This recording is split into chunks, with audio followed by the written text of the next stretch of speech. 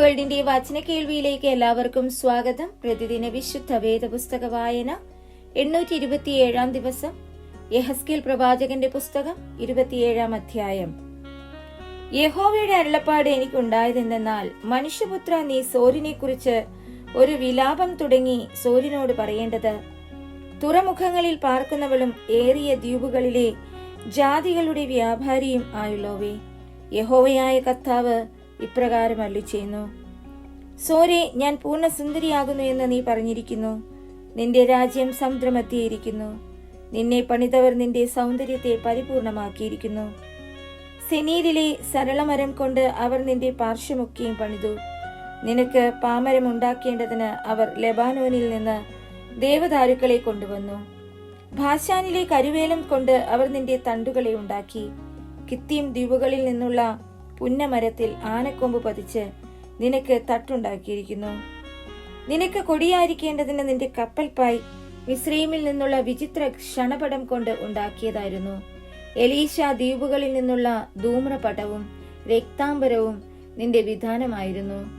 സീദോനിലെയും സർവാദിലെയും നിവാസികൾ നിന്റെ തണ്ടുവേലന്മാരായിരുന്നു. സോരേ, നിന്നിലുണ്ടായിരുന്ന ജ്ഞാനികൾ നിന്റെ മാലൂമികൾ ആയിരുന്നു. ഗബലിലെ മൂപ്പന്മാരും അതിലെ ജ്ഞാനികളും നിന്റെ ഓരായ പണിക്കാരായിരുന്നു.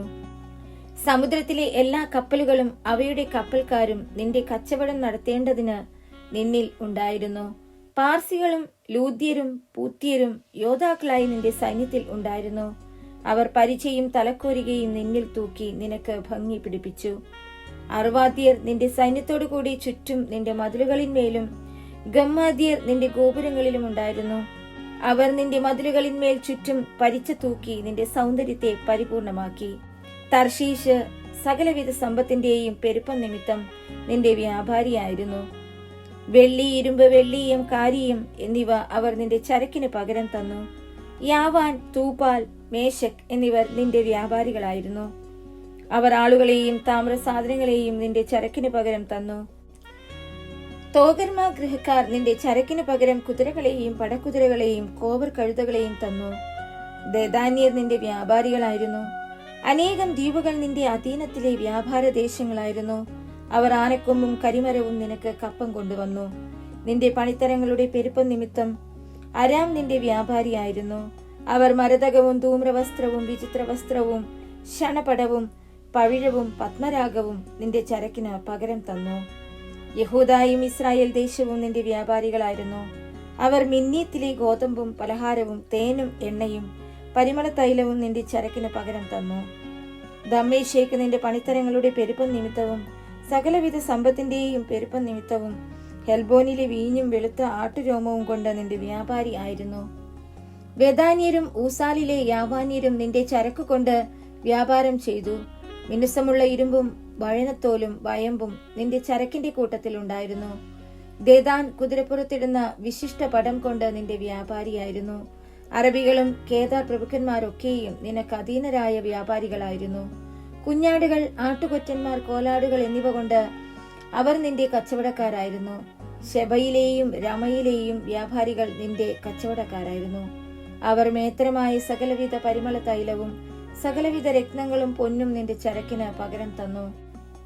ഹാരാനും കൽനെയും ഏതേനും ശെബ വ്യാപാരികളും അശ്ശൂരും കിൽമതും നിന്റെ കച്ചവടക്കാരായിരുന്നു.